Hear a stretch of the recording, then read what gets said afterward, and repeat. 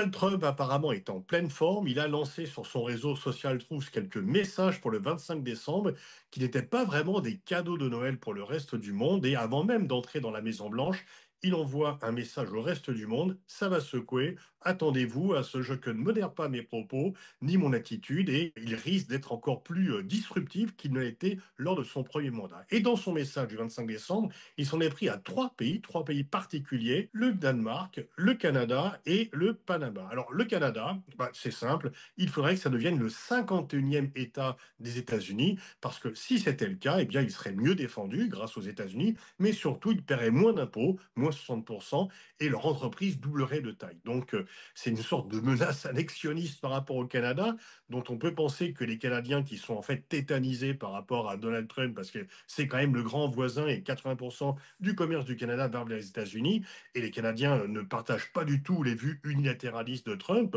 et c'est donc une sorte de message, attention, ça va secouer, et les Canadiens ne sont pas vraiment très contents de ces propos méprisants qui leur dit que tout irait mieux s'ils devenaient le 51e État des États-Unis, ce qu'ils n'ont aucune envie de faire.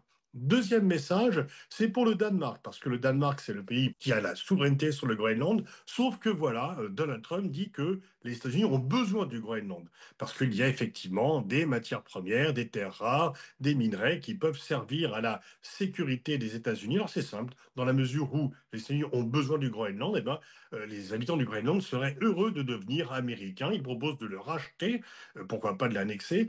Et donc évidemment, ni les habitants du Groenland, ni les Danois ne sont d'accord avec cela, mais on voit bien, dans la mesure où j'ai besoin, où les États-Unis ont besoin du Groenland, eh ben, il est normal que ça revienne aux États-Unis. C'est un peu le message, les États-Unis ont tous les droits.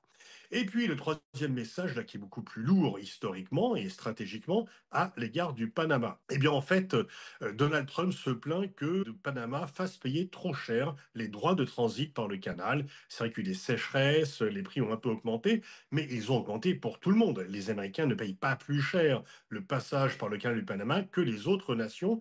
Ils sont les premiers utilisateurs du canal. Qui vient en deuxième? Les Chinois. Les Chinois, et ça ne plaît pas du tout à Trump, qui dit qu'il y a des soldats chinois qui gardent le canal du Panama. En fait, il y a deux sociétés de Hong Kong qui ont des droits, effectivement, mais il n'y a pas de soldats chinois.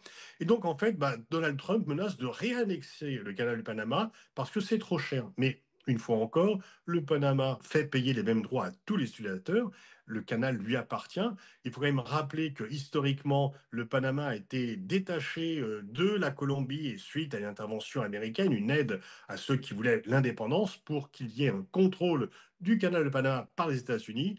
Et c'est en 79 que Carter a signé un traité avec le président du Panama, Torrijos, les accords Carter-Torrijos, pour restituer la souveraineté du canal de Panama au Panama, qui a été effective en 1999. Et donc, on voit quand même mal les États-Unis lancer des GIs pour reconquérir le canal.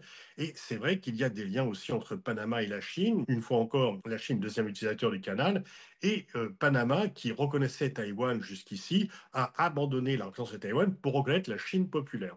Mais vraiment, cette menace, alors c'est pour faire baisser les tarifs, mais en fait, le Panama applique ses tarifs et on pourrait aussi demander aux États-Unis de baisser leurs propres tarifs. Et donc, on voit bien que c'est une sorte aussi de rappel un peu maladroit d'une sorte de droit de préemption des États-Unis sur l'Amérique latine qui n'est plus lieu d'être. La doctrine Monroe s'est terminée et en fait, le Panama n'a aucune envie de voir le canal être reconquis par les États-Unis. Mais en fait, certains s'inquiètent parce que le président du Panama est plutôt pro-américain et si Trump multiplie les déclarations à l'emporte-pièce, eh bien, il va encore plus se rapprocher de la Chine parce que la Chine est effectivement un concurrent sérieux pour les États-Unis en Amérique latine. Et à part le Mexique, la Chine est devenue le premier partenaire commercial des pays latino-américains devant les États-Unis.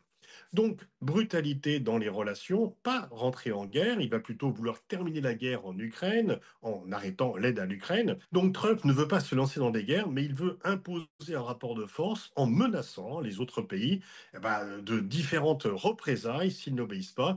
Et donc, on peut dire que à moins de 4 semaines de son intronisation, il envoie déjà un message au reste du monde, et on le sait, ça va swinguer.